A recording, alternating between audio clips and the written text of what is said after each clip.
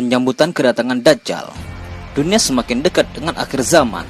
Negara-negara di timur dikabarkan telah mempersiapkan kedatangan sosok yang akan menjadi pemfitnah terbesar di muka bumi ini.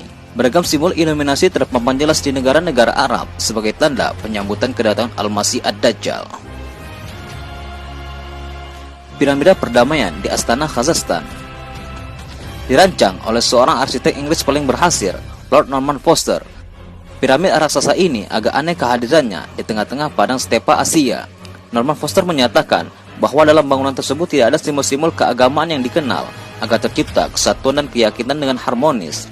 Tapi dalam kenyataannya, piramid merupakan sebuah kuil untuk para penyembah setan dan penyembahan kepada matahari. Penjelajahan ke dalam bangunan ini benar-benar merupakan sesuatu yang simbolis.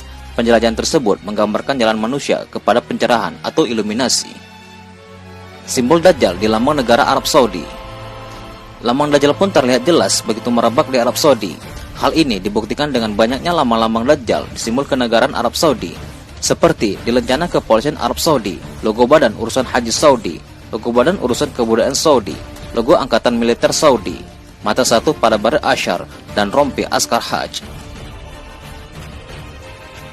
Tugu geometri di Engineering Square di Jeddah. Letaknya di lapangan Al-Handasa, salah satu landmark ternama di kota Jeddah, dan merupakan salah satu persimpangan jalan terbesar. Di tengah-tengah alun-alun ini ada alat geometri raksasa seperti kompas, bujur derajat, segitiga, dan penggaris. Ini adalah salah satu alat geometri terbesar di dunia. Jeddah E. Monumen di Jeddah Arab Saudi ini dikenal dengan nama Jeddah E.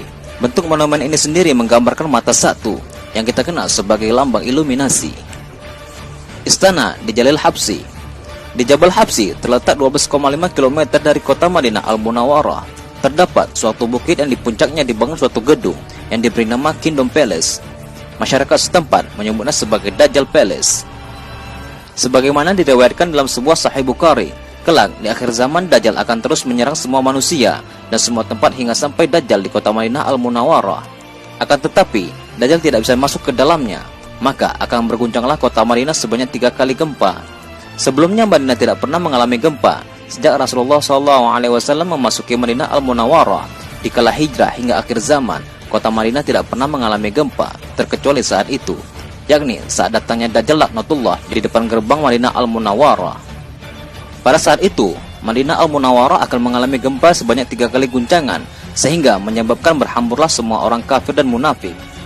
Maka berkatalah Imam Ibnu Hajar di dalam kitabnya Fathul Bahri Bisyarah Sahih Bukhari, bahwa di kala itu Rasulullah mengatakan, munafik, fasik, kafir, semuanya keluar dari Madinah menuju Dajjal di sebuah bukit itu, kecuali orang-orang mukhlisin, yakni orang-orang yang mencintai Rasulullah SAW yang tidak akan bergeming dari Madinah Al-Munawwarah. Imam Ibnu Hajar menukil salah satu hadis dalam kitabnya Fathul Bahri Bisyarah Sahih Bukhari dengan sanad yang sahih bahwa Rasulullah SAW menjelaskan, Dajjal itu berkata, itu Masjid Muhammad, itu Masjid Nabawi yang harus kita kuasai. Dari kejauhan Dajjal sudah menunjuknya. Kubah hijau masjidnya Rasulullah SAW telah ditunjuk Dajjal dan berkata, itu Masjid Muhammad, itu Masjid Muhammad, kita harus sampai ke sana. Lantas Rasulullah SAW bersabda, sebagaimana riwayat Sahih Bukhari, di saat itu Madinah mempunyai 7 pintu, dan di setiap pintunya dijaga oleh 2 malaikat, sehingga Dajjal tidak bisa masuk ke dalamnya. Jika kita melihat peta Madinah Al-Munawwarah saat ini, akan terlihat 7 jalan utama untuk memasuki kota Madinah Al-Munawwarah. Ketujuh jalan tersebut berasal dari Jeddah, Mekah, Rabik, Bandara, Tabuk, dan 2 lagi dari wilayah sekitarnya. Lalu siapa yang memberikan pengetahuan kepada Rasulullah SAW mengenai kota Madinah Al-Munawwarah di era modern seperti sekarang ini, hingga mengetahui ada 7 pintu jalan utama? Inilah salah satu bukti kebenaran sabda Rasulullah SAW.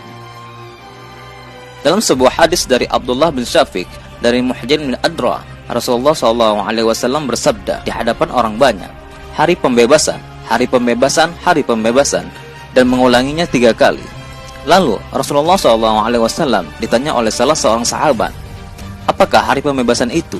Rasulullah menjawab, Dajjal, penipu akhir zaman.